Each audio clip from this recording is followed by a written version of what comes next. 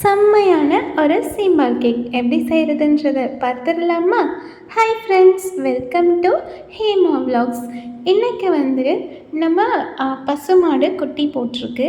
அதோட சீம்பால் எடுத்து அழகாக உங்களுக்கு ஒரு சீம்பால் கேக் எப்படி செய்கிறது அப்படின்றத தான் சொல்லி கொடுக்க போகிறேன். இது கொஞ்சம் டிஃப்ரெண்ட்டாக இருக்கும், பட் டேஸ்ட்டு செம்மையாக இருக்கும். ஃபஸ்ட்டு சீம்பாலில் ஏலக்காயும் சுக்கு இருக்குது இல்லையா, இதையும் நல்லா இடித்து போட்டாச்சு. அதுக்கப்புறம் தேவையான அளவுக்கு சுகர் ஆட் பண்ணிக்கலாம். எனக்கு எப்போவுமே எக்ஸ்ட்ரா சுகர் இருந்தால் தான் பிடிக்கும், ரொம்ப ஸ்வீட்டாக இருந்தால் சாப்பிட பிடிக்கும். ஸோ நான் நிறைய சுகர் ஆட் பண்ணியிருக்கேன்.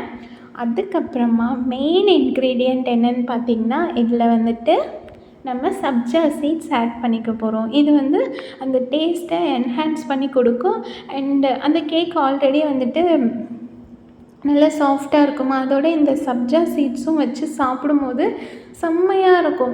நம்ம மென்று சாப்பிடும்போதே டேஸ்ட் சூப்பராக இருக்கும்.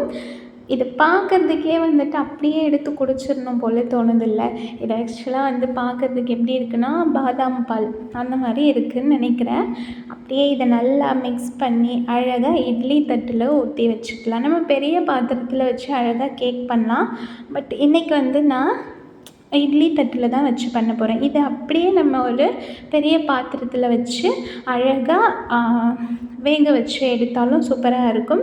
இந்த மாதிரி நான் குட்டி குட்டியாக செஞ்சோன்னா நம்ம கட் பண்ண வேண்டிய அவசியம் இருக்காது. அப்படியே ஆளுக்கு ஒன்று எடுத்து சாப்பிடலாம் இல்லையா, அதுக்காக தான் இந்த மாதிரி பண்ணியிருக்கேன்.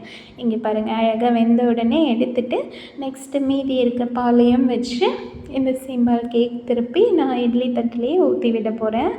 அழகாக இது பார்க்கும்போதே அவ்வளோ சூப்பராக இருக்குது. அந்த சப்ஜா சீட்ஸ் அந்த மில்கோடு சேர்ந்து பார்க்க செம்மையாக இருக்குது. அண்டு இது செஞ்சு முடிக்கிறதுக்குள்ளேயே ஃபஸ்ட் டைம் செஞ்சேன் இல்லையா, அந்த தட்டு ஃபுல்லாக காலி.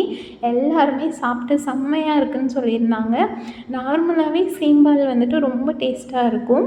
அண்ட் இதில் நிறைய சுக்கு, அதோட ஏலக்காய் எல்லாமே ஃப்ளேவருக்காக ஆட் பண்ணி, சுகரும் கொஞ்சம் எக்ஸ்ட்ரா, ரொம்பலாம் கிடையாது, கொஞ்சம் எக்ஸ்ட்ரா போட்டு இந்த சப்ஜா சீட்ஸ் போட்டு செஞ்சதுனால ரொம்ப அது மென்று சாப்பிடும்போது செம்மையாக இருந்தது. அதுவும் நம்ம சூடாக சாப்பிடாம ஆற விட்டு சாப்பிடும்போது டேஸ்ட்டு வேறு லெவல். ஃபஸ்ட்டு தட்டு ஊற்றுனேன் இல்லையா, அதில் இருந்த மொத்த கேக்குமே காலி. இப்போ செகண்ட் தட்டு ஊற்றி எடுத்துட்டேன்.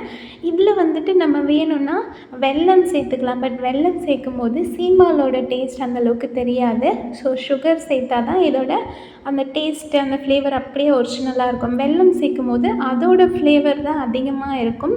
ஸோ நான் வெல்லம் சேர்க்காமல் இந்த மாதிரி சுகர் சேர்த்து செஞ்சுருந்தேன். பார்க்கவே செம்ம டெம்டிங்காக இருக்குது. வீடியோ ஷூட் பண்ணி முடிச்சுட்டு நானும் சாப்பிட போகிறேன். வீடியோ பிடிச்சா சப்ஸ்கிரைப் பண்ணிக்கோங்க. தேங்க்யூ.